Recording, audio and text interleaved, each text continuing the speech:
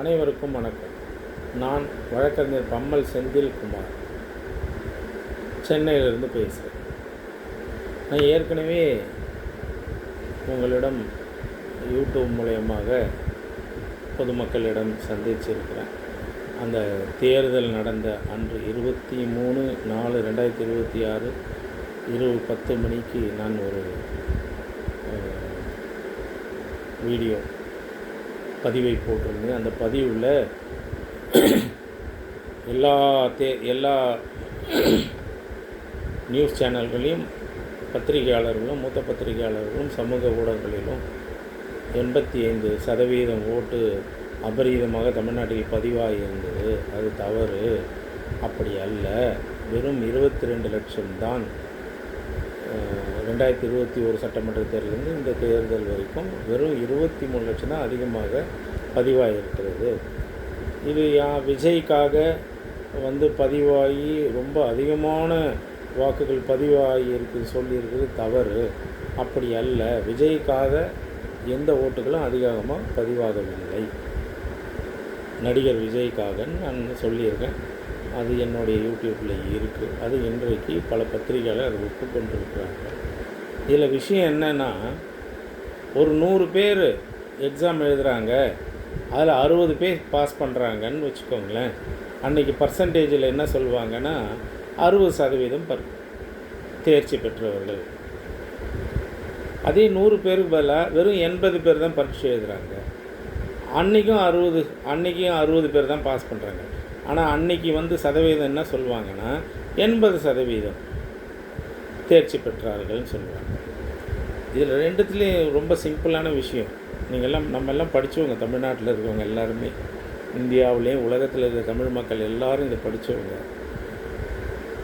சதவீதம் முக்கியம் இல்லை. 100 பேருக்கு 60 பேர் பாஸ் பண்ணுறது 60%, 80 பேருக்கு 60 பேர் பாஸ் பண்ணுறது 80%. இதை தான் ஏமாற்றி இந்த ஆர்எஸ்எஸ் அமைப்புகளும் அவருடைய கைக்கூலிகளான பல பத்திரிகை நிறுவனங்களும் செய்தி நிறுவனங்களும் பத்திரிகையாளர்களும் அந்த கைக்கூலிகளாக மாறி 2 நாளாக 23, 24, 25 தேதி வரைக்கும் அதை சதவீதத்தை மட்டும் எடுத்துக்கினாங்க. உண்மையே நம்ம எப்படி பேசியிருக்கோன்னா, 100 பேர் எக்ஸாம் எழுதும்போது 60 பேர் தான் பாஸ் பண்ணான், 80 பேர் எக்ஸாம் எழுதும்போது 60 பேர் தான் பாஸ் பண்ணான். அப்படி தான் நம்ம சொல்லியிருந்தோம். என்னுடைய யூடியூப்பில் நம்ம என்ன சொல்லியிருந்தோம், வாக்காளர்கள் எவ்வளோ ஓட்டு போட்டிருக்காங்க, வாக்காளர் எண்ணிக்கை சொல்லுங்கள், அதை விட்டுட்டு நீங்கள் இப்போ சதவீதத்தை பற்றி பேசாதீங்க அப்படின்னு. இன்னைக்கு மணி போன்ற ஒரு மூத்த பத்திரிகையாளர் தன்னை சொல்லிக்கொள்கிற மணி போன்றவர்கள் கூட 85% இன்னி வரைக்கும் அடமண்ட்டாக நிற்கிறார். அவருக்கு திமுகவை பிடிக்கல. அவர் எதுக்கு பிடிச்சிருக்குதுன்னு அவருக்கே தெரியல. பல நாட்களாக, இந்த 15-25 நாட்களாக அவரை நான் பார்த்துன்னு வரேன். பல ஊடகங்களில் அவர் காலையில் ஒன்று பேசுகிறார், மதியம் ஒன்று பேசுகிறார், நைட்டு ஒன்று பேசுகிறார், திரும்பி காலையில் ஒன்று பேசுகிறார், மதியம் ஒன்று பேசுகிறார், நைட்டு ஒன்று பேசுகிறார்.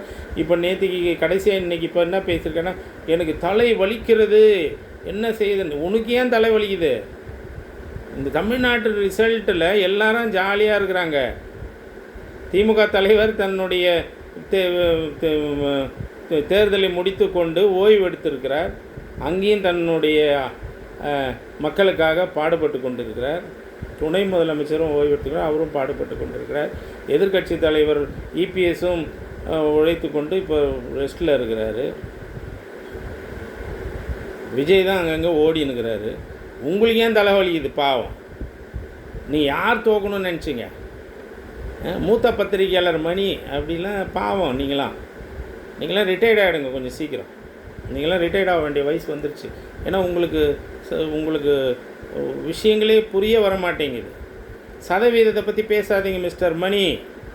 நீங்கள் மூத்த பத்திரிகையாளர் சொல்கிறீங்க, சதவீதத்தை பற்றி பேசாதீங்க. உங்களுக்கு சதவீதம்ன்றது புரிஞ்சிருக்கும்னு நினைக்கிறேன். நீங்கள் புரியவில்லை என்றால் தயவு செய்து தேர்ச்சி பெற்றவர்களை பற்றி பேசுங்க. ஓட்டு போட்ட எண்ணிக்கையை பற்றி பேசுங்க.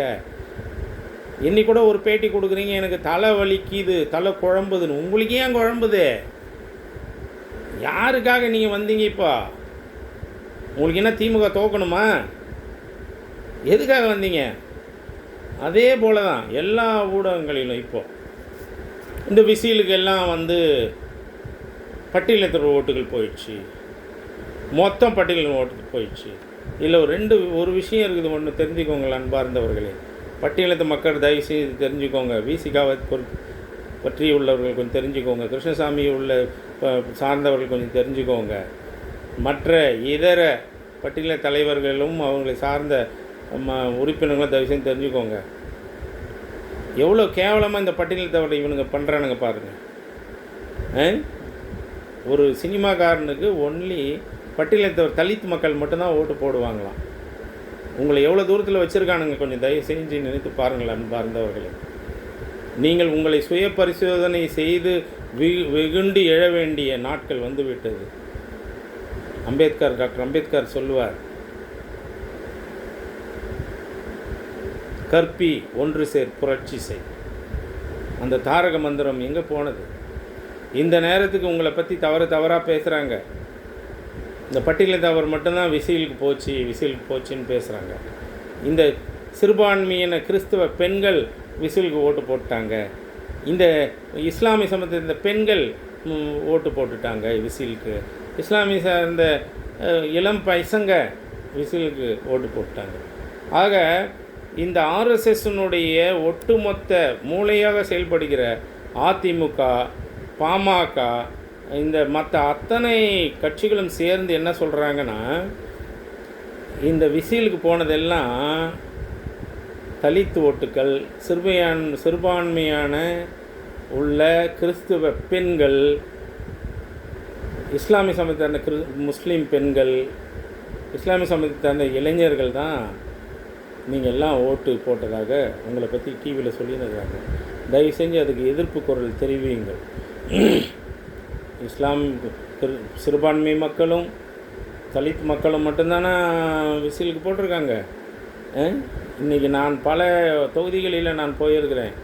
நான் திரும்பியும் முன்னால் சொன்ன மாதிரி 30 ஆண்டுகள் நான் இந்த தேர்தலில் பெரிய பழக்கம் உள்ளவன், தேர்தலில் இணைந்து செயல்படக்கூடியவன்.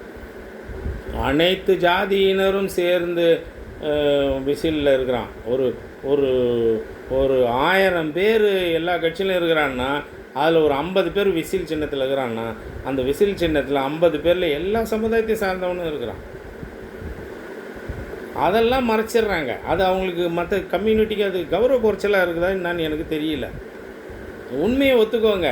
எல்லா சமுதாயத்துலேயும் விசிலுக்கு ஓட்டு போடணும்னு இருக்கிறான். நான் சவுத் சைடில் பல பேர்கிட்ட கேட்டேன். சரி, இந்த நார்த்து தமிழ்நாட்டில் தான் வன்னியர்களும் தலித்தும் இருக்கிறாங்க, இங்கே வன்னியர்களும் தலித்தும் தான் விசிலில் நிறைய போயிருக்கிறாங்க, என்னடா பண்ணுறதுன்னு தெரியலையே. இந்த வன்னிய சமுதாயத்தையும் தலித் சமுதாயத்தை இளைஞர்களையும் எப்படா இந்த விசில் இது மாதிரி ஒரு ஆரோக்கியமான அரசியலில் ஈடுபடலையேன்னு நினச்சா, சவுத் சைடில் போனால் எல்லா இனத்தை சார்ந்தவர்களும் விசில் சின்னத்தில் ஓட்டு போட்டதாக, இளைஞர்கள் ஓட்டு போட்டதாக தான் சொல்கிறாங்க. அப்போ தமிழ்நாடு முழுவதும் பார்த்தால் அனைத்து ஜாதியிலும் இந்த விசில் சின்னத்துக்கு ஓட்டு இருக்குது. அவங்களுக்கு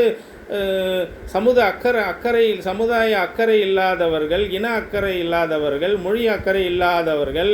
இந்த நாட்டிற்கு இன்றைக்கி என்ன வேண்டும்? ஜாதி மத வேறுபாடு வேணுமா? இன வேறுபாடு வேணுமா? மொழி வேறுபாடு வேணுமா? அப்படின்னு நினைக்கக்கூட இல்லாத ஒரு இளைஞர் சமுதாயம் அனைத்து ஜாதியிலிருந்தும் விசிலுக்கு போயிருக்குது.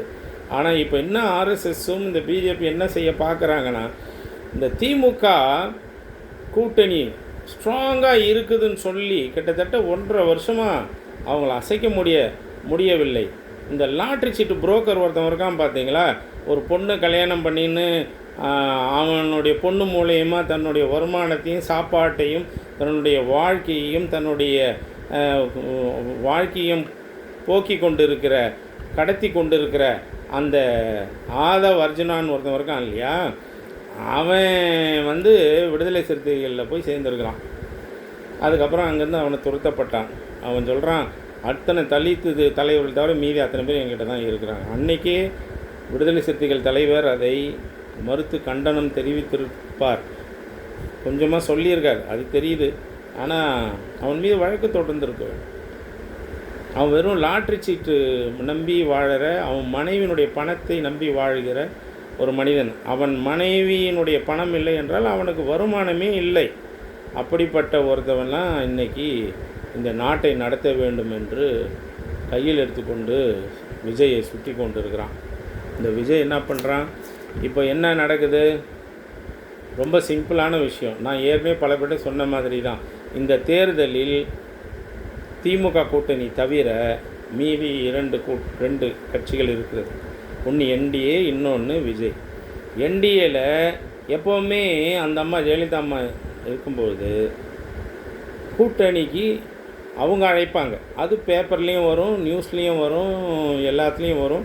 இந்த தேதியில் இத்தனை மணிக்குன்னு கூட்டணி சேர்ந்தவங்க போவாங்க, பேசுவாங்க, முடிஞ்சால் பேசுவாங்க, திரும்பியும் மறுநாள் கூட்டணி அமையும், கையெழுத்து போடுவாங்க. ஆனால் எந்த அறிவிப்பும் இல்லாமல் திடீர்னு ஒரு நாள் பாட்டாளி மக்கள் கட்சியினுடைய பிரான்ச்சு, அந்த கட்சியை தன்னுடைய கட்சி என்று சொல்லி கொண்டு போகிற அந்த அன்புமணி அவர் திடீர்னு போகிறார் இபிஎஸ் வீட்டுக்கு, கூட்டணி அமையுது. திடீர்னு ஐஜேகே பாரிவேந்தர் போகிறார், கூட்டணி அமையுது. திடீர்னு ஏசி சண்முகம் போகிறார், கூட்டணி அமையுது. திடீர்னு புரட்சி பாரதம் போகிறாரு ஜெகன்னு, அங்கே கூட்டணி அமையுது. ஆனால் இது எல்லாமே நம்ம எல்லோரும் பார்த்துருக்குறோம். இதில் நியூஸ் சேனல்லையோ பத்திரிகைகளையோ எந்த ஊடகங்கள்லையோ அதிமுக தான் கூப்பிட்டாங்க, இல்லை இவங்களே போகிறாங்க. யார் போகிறாங்க? ஆர்எஸ்எஸ் அமைப்பு சொல்லி, பிஜேபி என்கிற வடிவத்தில் இயக்கி கொண்டிருக்கிற, இந்தியாவை கொண்டிருக்கிற ஆர்எஸ்எஸ் அமைப்பு சொல்லி இத்தனை கட்சிகளும் அதிமுகவில் போய் நிற்கிறாங்க. ரைட், கூட்டணி யோகியமான கூட்டணி, நல்லது. திராவிட முன்னேற்ற கழகத்தில் பல கூட்டணி கட்சிகள், கூட்டணி ஆரோக்கியமான தேர்தல், அப்படி தானே? அதானே நடக்கணும், அதானே நல்லது, அதுதானே பொதுமக்களுக்கு நல்லது. ஆனால் இபிஎஸ் ஒரு பொதுக்கூட்டத்தில் 41 பேர் கரூரில் உயிர் இழந்த விஜய் கூட்டத்தில், பிரச்சார கூட்டத்தில் இழந்ததை முதல்ல கண்டித்தார். அதுக்கப்புறம் தன்னுடைய பொதுக்கூட்டத்தில் விஜய் கொடிக்கு பறக்கிறது பார்த்தோன்னே நம்ம வந்து விட்டார், அவர் நமக்கு கூட்டணி வந்து விட்டார் அப்படின்னு சொல்கிறார். அது வரைக்கும் விஜய் அதிமுக பற்றி விமர்சிக்கவில்லை. ஆனால் சிபிஐ சம்மன் போகுது. அந்த சம்மன் போனதுக்கப்புறம் டெல்லிக்கு 3 முறை போகிறார். அங்கே அவருக்கு கற்றுத்தரப்படுகிறது, அதிமுகவை நீங்கள் தனியாக நிற்கணும், அதிமுகவை இன்னிலேருந்து பேச ஆரம்பிங்க, தவறாக பேச ஆரம்பிங்க. அவர் அன்னிலிருந்து அதிமுகவையும் தவறாக பேசுகிற ஊழல் கட்சி என்று பேச ஆரம்பிக்கிறார். திமுகவை எதிர்த்து பேசுவதை விட திமுக 100% பேசுகிறாருன்னா அதிமுக ஒரு 20% தவறாக பேச ஆரம்பிக்கிறார். யார் தூண்டுதலில்? பிஜேபி என்கிற போர்வையில் ஆர்எஸ்எஸ்னுடைய தூண்டுதல். ரைட், இது நடக்குது. அப்போது 3 கூட்டணி ஒன்று இருக்குது. ஆல்ரெடி ஒரு நம்மளுடைய நண்பர் சீமான், அவர் எப்போவுமே மேலே இருந்து கேட்பார், அதிமுக சப்போர்ட் போடுறனா போவார். இப்போ அதிமுக சப்போர்ட் இல்லை. தமிழ் தேசியம் ஏற்கனவே கலைஞரும் திமுகவும் நடத்தி இருக்குது, அவங்க கூட நம்ம போனால் கரைஞ்சி போயிடுவோம், அதை விட நம்ம தனியாக நிற்போம் அப்படின்னு மேலிடத்துலேருந்து அவருக்கு சொல்லுவாங்க. அவருக்கு எப்போவுமே மேலிடம் தான், டெல்லியிலேருந்து அவர் சொல்லுவாங்க, அதன்படி அவர் பேச ஆரம்பிப்பார். அவர் இத்தனை வருஷமாக மேலிடம் சொல்லி தான் பேசி 8%, 7%, 3% கரைந்து போய் இந்த முறை தேர்தலில் நீங்கள் எனக்கு ஓட்டு போடலன்னா நான் கட்சியை விட்டே போயிடுறேன்னு என்னமோ ஒன்று சொன்னார். ஏதோ ஒன்று தற்கொலை பண்ணிக்கிறேன், ஏதோ ஒன்று, சாரி எனக்கு தெரியாமல் கரெக்டாக தெரியல, ஏதோ ஒன்று தன்னைத்தானே தரம் தாழ்ந்து ஒப்புக்கொண்டார்.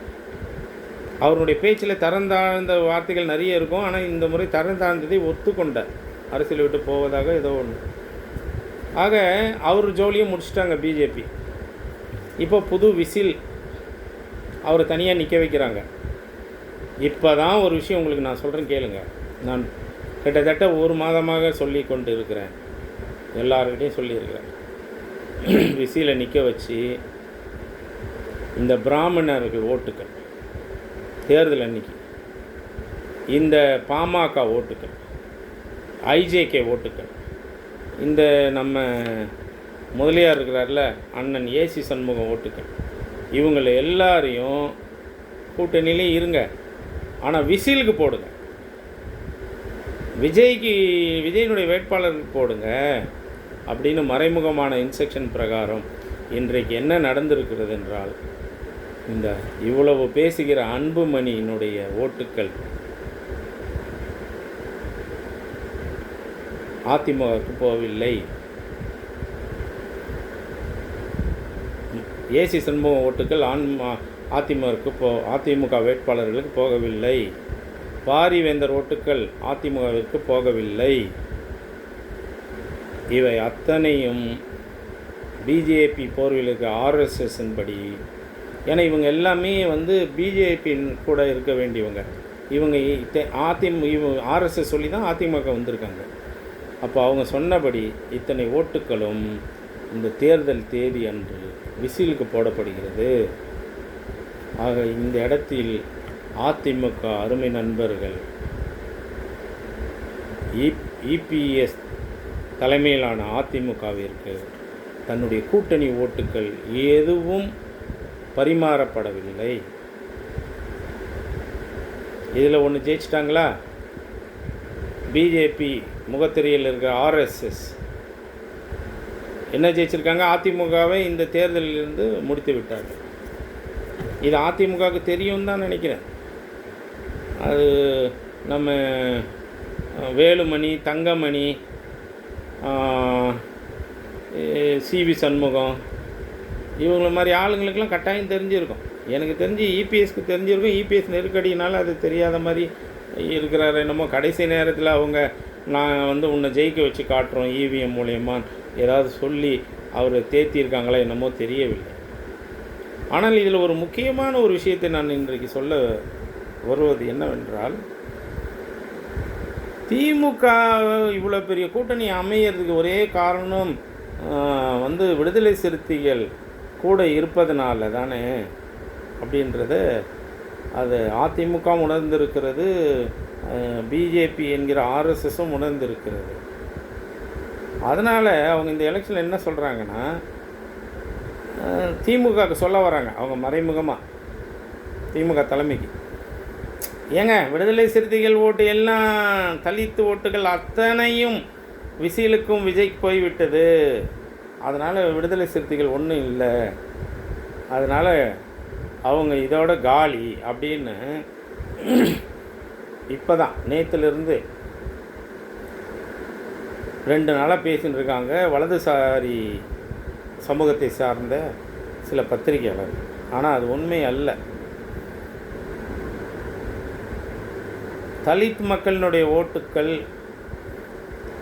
இஸ்லாமிய சமுதாயத்தினுடைய ஓட்டுக்கள், கிறிஸ்தவ சமுதாயத்தினுடைய ஓட்டுக்கள் ஒரு 5% புது வாக்காளர்கள், சின்ன சின்ன பசங்க, இளைய பிள்ளைகள், அவங்க விசிலுக்கு போட்டிருக்கலாம். அது எப்போவுமே மாற்றங்களை விரும்பக்கூடியவர்கள் தானே இளைஞர்கள். ஆனால் மீதி அத்தனை ஓட்டுக்களும் அந்தந்த திமுகவுக்கு வந்திருக்கும், ஏடிஎம்கேக்கு வந்திருக்கும், காங்கிரஸுக்கு வந்திருக்கும், விடுதலை சிறுத்தைகளுக்கு வந்திருக்கும், அத்தனை கட்சிக்கும் வந்திருக்கும். ஆனால் இப்போ அவங்களுடைய 2 அஜெண்டாங்க பிஜேபிக்கு, 2 அஜெண்டா. அதிமுக கூட்டணியில் தனக்கு வேண்டிய அத்தனை கூட்டணி கட்சிகளையும் சேர்த்து விட்டு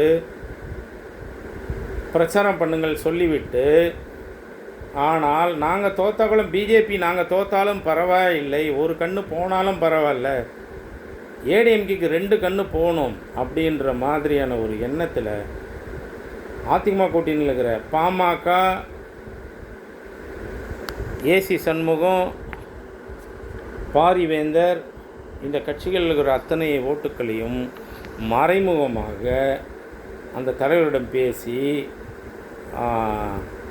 தேர்தல் நாள் அன்று விசிலுக்கு போட வைத்திருக்கிறார்கள். ஏனென்றால் விசில் 2ஆம் இடத்துக்கு வர வேண்டும் என்றும், அதிமுக இதோடு கட்சி முடிய வேண்டும் என்றும் அந்த கெட்ட நோக்கத்தில் இன்றைக்கு பிஜேபி ஆர்எஸ் அமைப்பு இது செய்திருக்கிறது. ஒரு அஜெண்டா முடிஞ்சுதா? 2வது அஜெண்டா திமுகவிலேருந்து விடுதலை சிறுத்தைகளை ஒழிக்க வேண்டும். அப்போ என்ன, கைக்கூலியாக இருக்கிற சில பேருக்கு இன்ஸ்ட்ரக்ஷன் கொடுத்து இந்த பிஜேபி என்கிற ஆர்எஸ்எஸ் அத்தனை பேரும், தலித் மக்கள் அத்தனை பேரும் விடுதலை சிறுத்தைகள் வந்துட்டாங்க. டேய் மடையா, தலித் மக்கள், வன்னிய பெருமக்கள், அனைத்து மத இனத்தை சார்ந்த தமிழ்நாடு முழுவதும் அனைத்து இனத்தை சார்ந்தவர்களும் விசிலுக்கு ரசிகர்களாக இருக்கிறாங்க. நீங்கள் அந்த சோஷியல் மீடியாவில் பார்த்தீங்கன்னா பேசுகிற பெண்களையும் குழந்தைகளையும் பார்த்தீங்கன்னா பெரியோர்களையும் பார்த்தீங்கன்னா அனைத்து இனத்தை சார்ந்தவர்களாக சமுதாயத்தை சார்ந்தவர்களாக இருக்கிறார். ஆனால் இவங்க எப்படி ப்ரொஜெக்ட் பண்ணுறாங்கன்னா விடுதலை சிறுத்தைகளை அத்தனை ஓட்டும் விசிலுக்கு தான் போய்விட்டது, இனிமேல் விடுதலை சிறுத்தைகளுடைய கட்சியில் உறுப்பினர் காலி, அதனால் திமுக அவர்களை நீக்கி விடுங்கள் அப்படின்னு பிஜேபி ஆர்எஸ்எஸ் மறைமுகமாக நேரடியாகவே சொல்ல வருகிறது அவங்களுடைய ஆட்களை வைத்து. இதில் திமுகவில் இருக்கிற சில ஜாதி வரி பிடித்த மாவட்ட சில அமைச்சர்களுக்கும் இதில் பெரிய சந்தோஷம், சத்தியமாக சந்தோஷப்படுவாங்க. சில பேரில் விடுதலை சிறுத்தைகளை ஏற்றுக்கொள்ள முடியாத மாவட்ட சில அமைச்சர்கள் இன்றைக்கும் திமுகவில் இருக்கிறார்கள்.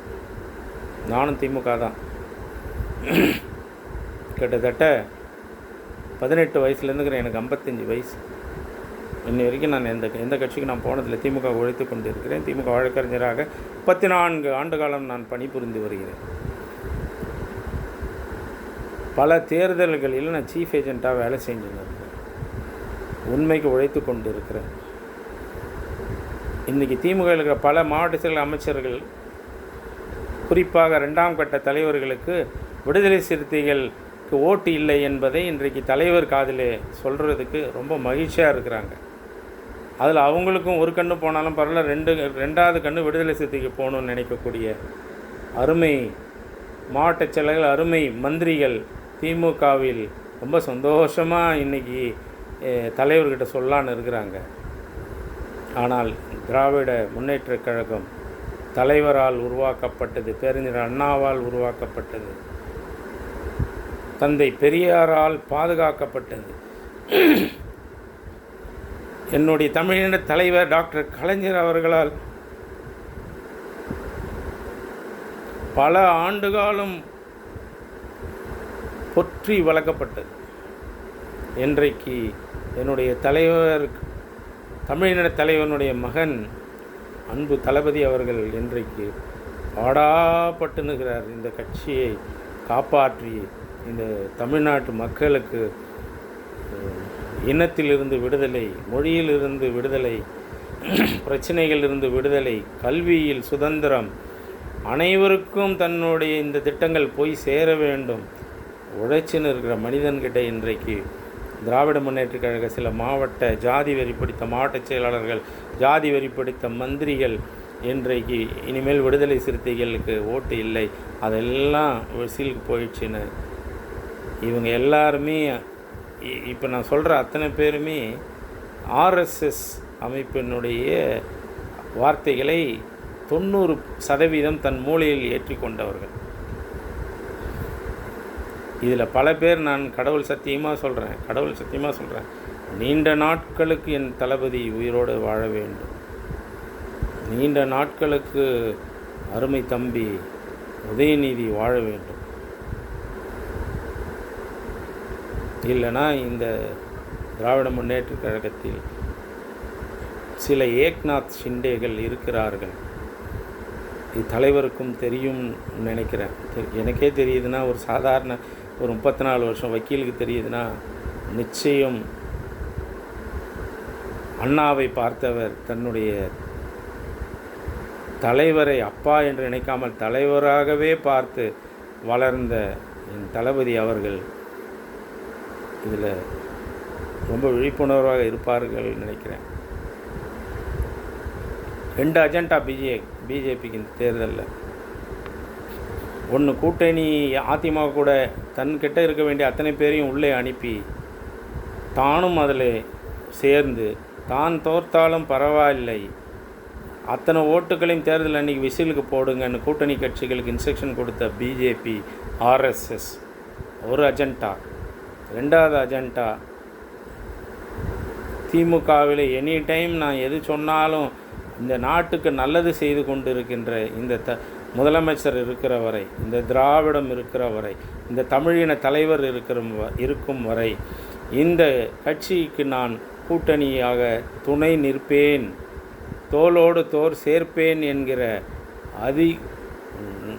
உண்மையாலுமே விலை போகாத ஒரு மனிதனாக இருக்கிற அருமை சகோதரர் டாக்டர் தொல் திருமாவளவன் அவர்களை மன ரீதியாக மன உளைச்சலுக்கு உருவாக்க இந்த ஆர்எஸ்எஸ் திட்டமிட்டு ஓட்டுகள் அத்தனையும் தலித் ஓட்டுகள் அத்தனையும் விசிலுக்கு போயிடுச்சு அப்படின்னு ஒரு பொய்யான பிரச்சாரத்தை இந்த பத்திரிகையாளர் மூலம் இந்த 2-3 நாளாக சொல்லி வருகிறார்கள். தயவு செய்து உங்கள் அத்தனை பேருக்கும் நான் ஒரு சாதாரண ஒரு குடிமகனாக கேட்டுக்கொள்வது என்னென்னா, இந்த 2 அஜெண்டாவும் ஒரு அஜெண்டா கூட ஜெயித்தாலும் ஜெயிக்கும் அதிமுக அழிக்க. ஆனால் இந்த தலித் ஓட்டுக்கள் திமுகவுக்கு விழ வேண்டியது விழுந்திருக்கும், அதிமுகவுக்கு விழ வேண்டியது விழுந்திருக்கும்.